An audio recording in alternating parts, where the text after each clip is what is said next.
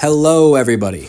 This is my Rolex Explorer 114270. So it's not the newest reference. It's one reference before the newest reference. This is a 2008. And I've owned it for just a couple weeks now. So I want to talk about my early impressions, why I chose this watch. And I can start by telling you that this watch actually wasn't high on my list at all when I started looking for a new piece. I almost kind of stumbled into it accidentally. I had gone to a store to look at a Datejust 36, actually, and the guy at the store pulled this out because I guess he thought it was similar enough, and wanted me to take a look at it too. And so this is the actual video from the store of me trying it on for the first time. And when I put it on my wrist, I finally understood why people love this watch so much. Like from afar, I didn't really have strong feelings about the Explorer one. But when I put it on wrist, I really liked it. And so then the question kind of just became like, okay, I like this watch. Like, do I get the newest one? Do I get the 36, the 39? And there's some toothpaste over there on my table. That's kind of weird.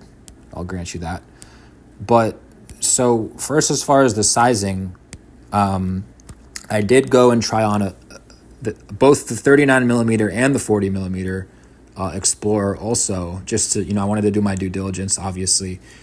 And what I'll say is that, while 36 millimeters isn't just inherently a better size, I'll say that for this watch specifically, I do think that the 36 millimeter looks the best. Just the way of the proportions, I think they just don't work quite as well when you scale this watch up to a 39 or a 40 millimeter. So, and I'll show some video. I'll show a roll right now of me trying on. So this is the 40 millimeter that I tried on at the Rolex AD, and you can see it on the screen. I don't think it looks like way too big or anything. It's not that 40 millimeters is obviously a fine size for a watch, but I just think, again, for this specific watch, I don't prefer how it looks at this size. I think there's too much space on the dial for me, in between the numerals and the indices. I just think it's a little bit too spaced out. And then the thing that bothers me probably the most is I think the lugs jut out a little bit too far and are too wide on the 40 millimeter version. And so again, doesn't look bad. I just don't think it looks as good as this. I mean, look at that. You just can't tell me that doesn't look better. I mean, it just looks, the way that the lugs kind of like integrate into the bracelet, I think it's smoother. It's just, it's sleeker. Obviously, it's going to be sleeker if it's a little bit smaller, but it's not just that it's smaller. It's that, again, the size just proportionally looks better. The spacing on the dial looks better. I just think it has a more refined look to it at this size. Things I like about this watch. I like the bracelet. I mean, the Oyster bracelet is just such a clean look. I actually like the older clasp. I like how it's smaller than some of the new clasps on the Rolexes. The dial. See, the thing is, the lighting in my apartment sucks, to be honest. I don't have any overhead lighting, and I'm just using lamps. And so I really don't think it does the dial justice. When you're indoors, this watch, this dial can, you're like, okay, yeah, that looks nice, looks good. But when you go outside, for whatever reason, this watch outdoors in like natural lighting, the dial just takes on a whole new life. I mean, I'm not trying to sound dramatic, but it actually looks like breathtaking sometimes when you're outside. The dial is not a matte black dial. I guess they call it like a lacquer dial or a glossy black dial. But again, in the right light, it just looks amazing, honestly. And I'll try to show that with some videos. So here are a couple of shots of the Explorer outside. It's shot on an iPhone camera, so it's not the best camera, obviously. But, hopefully you can get an idea of how it looks outside. Again, I think it looks great in natural lighting and just looks way better outside than indoors for whatever reason. Obviously no watch is perfect. So if I had to critique this watch, right here you can see there is glare on the dial as I'm tilting it back and forth. And the reason for that is that there isn't anti-reflective coating on both sides of the crystal. There's only AR coating on one side of the crystal.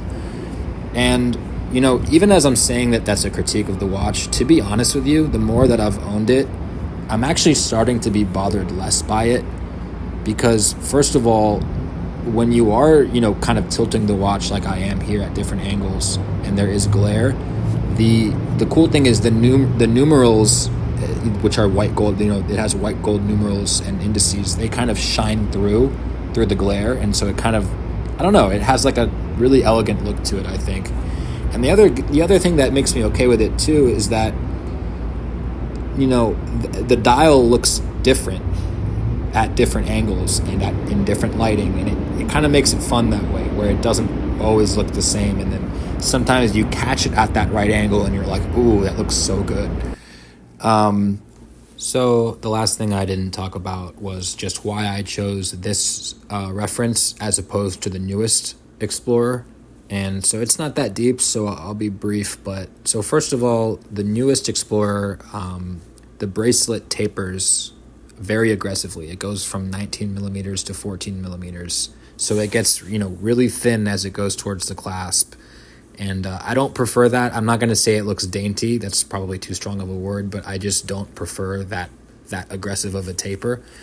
And then the other thing is that, the new Explorer has loomed numerals, so which sounds great. I mean, that, why would you not prefer that, right?